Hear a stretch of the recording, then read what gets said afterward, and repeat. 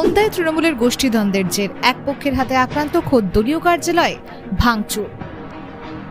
তৃণমূলের গোষ্ঠীদ্বন্দ্বের জের দলের কর্মীদেরই একাংশ হামলা চালালো ওন্দায় তৃণমূলের ব্লক কার্যালয়। ওই কার্যালয়ে ঢুকে ব্যাপক ভাঙচুর চালানো হয় বলে অভিযোগ। গোটা ঘটনায় অভিযোগের আঙুল উঠেছে তৃণমূলের প্রাক্তন বিধায়ক অরূপ খাঁর ঘনিষ্ঠদের বিরুদ্ধে। তৃণমূলের 21শে জুলাইয়ের সমাবেশের আগে প্রস্তুতি নিয়ে ওন্দার প্রাক্তন বিধায়ক অরূপ খাঁ বনাম ওন্দা ব্লকের সভাপতি উত্তম কুমার বিটের দ্বন্দ্ব চরম আকার নিয়েছে। পরিস্থিতি এমনই যে আজ মাত্র 5 মিনিটের ব্যবধানে ওন্দায় নিজের অনুগামীদের নিয়ে পৃথক মিছিল করে অরুণ খাঁ ও উত্তম কুমার বিট। দুটি মিছিল মুখোমুখি হওয়ার সময় সাময়িক উত্তেজনাও ছড়িয়ে পড়ে। পরে পুলিশের হস্তক্ষেপে দুপক্ষের মিছিল শান্তিপূর্ণভাবে শেষ হলেও তার রেশ থেকে যায় ওন্দায়। মিছিল শেষ হওয়ার পর অরূপ খাঁর অনুগামী হিসেবে পরিচিত তৃণমূল কর্মীরা ওন্দার ব্লক তৃণমূল কার্যালয়ে হামলা করে বলে অভিযোগ।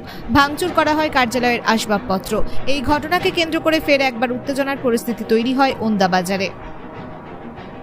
সকাল থেকে যখন মিছিল আপনি বের করেছিলেন, তারপর থেকে ওখানকার যে ব্লক সভাপতি রয়েছে তার নির্দেশে একটা অন্য মিছিল বেরিয়েছিল, একে অপরের উপরে কাদা ছড়াছড়ি, এটা কি? তারপরে পার্টি অফিস ভাঙচুর কে করেছে তোমাদের নিজেদের মধ্যে হয়েছে কিছু গোষ্ঠীদ্বন্দ্বের ব্যাপার, পার্টি অফিসের ব্যাপার আমি বলতে পারছি না। হ্যাঁ, কিন্তু আমি কালকে উত্তম মিট আমাকে ফোন করেছিল, আমি তাকে বলেছিলাম যে একসাথে মিছিলটা করতে। যাই হোক, সেটা ঘটে গেছে। এখন তো কতজন আহত হয়েছে? আমাদের একজনকে দুজনকে মেরেছে, সে তারা এখন হসপিটালে চিকিৎসা দিয়ে। উত্তম বিট বলছেন যে না, এটা আপনারাই লোক করিয়েছে, অশোক। না, ওটা তো তাহলে উত্তম মিট বলছি যে ওটা কী করেছে, ওটা তো ওদের নিজেদের আপোষ গণ্ডগোল, ভিতরে লোক ছিল ওদের। তাহলে দাদা, এই যে আপনি দীর্ঘদিনের ওই এলাকার নেতা এবং বিধায়ক ছিলেন, তারপরে এই ধরনের ঘটনা এবং 21শে জুলাইয়ের আগে এই ধরনের ঘটনা, এটা কি বার্তা পৌঁছাবে? দেখুন, 21শে জুলাই আমরা সুন্দরভাবে মিছিল করে দিয়েছিলাম। তার পরবর্তীকালে ওরা কী করেছে আমি তো জানি না, আমি তো তবে চলে এসেছি। কী হলো হঠাৎ করে এইরকম ব্যাপারটা? এরা একা আসছিল, ওদিকে মেরেছে। তো এখন কি দিদির কাছে অভিযোগ জানাবেন বা অভিষেক বন্দ্যোপাধ্যায়ের কাছে? ওরা তো অভিযোগ জানাবে কি? আপনি? আমি আমার সামনে ঘটেছে এই ঘটনাটা। হ্যালো, আমাদের আজকে যে 21শে জুলাই যে মিছিল ছিল, সেই মিছিল শেষ করার পর আমরা কর্মী সমর্থকদের টিফিন করি বাড়ি পাড়াই। তারপর আমরা পার্টি অফিসে একটু বসে বিশ্রাম নিচ্ছিলাম। তারপর শুনলাম নাকি রাস্তাতে চৌকি মোড়ার ওখানে আমাদের পার্টি কমিশন, ওদের পার্টি কমিশন সামান্য একটু টুকটাক ঝামেলা হয়েছে। আমরা না, কোনো যখন ঝুটঝামেলা না, সবাই আস্তে আস্তে বাড়ি যাও, ব্যাস এই হলো।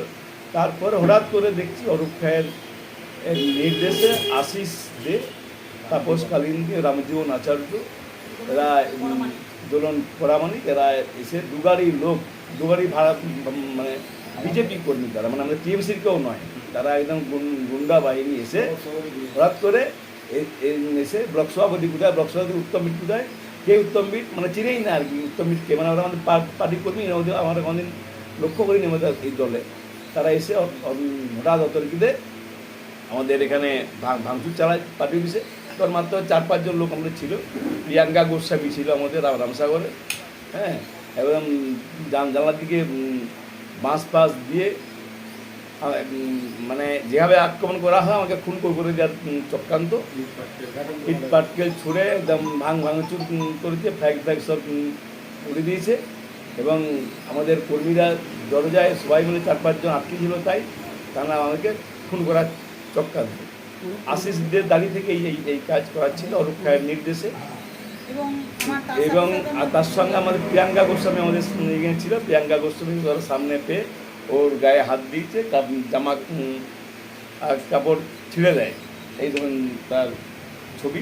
বলছে আশিসকে জেল খাটিয়েছি, হ্যাঁ, বলছে যাই তুই আশিসকে জেল খাটিয়েছিস, তুই আবার এখানে বাড়ি করছিস, এইসব বলে ওর উপরে আক্রমণ হয়, ওর গায়ে হাত দেয়। হ্যাঁ, তারপরে আমরা থানায় খবর দিই, থানা থেকে গাড়ি এসে সঙ্গে সঙ্গে ওদেরকে করে আপনার বার করে দেয়। এবং আপনার ওই ওই আশিস দে এবং তাপস কালিন দিকে সামনে পেয়ে ওদেরকে ধরে নিয়ে যায় থানায়।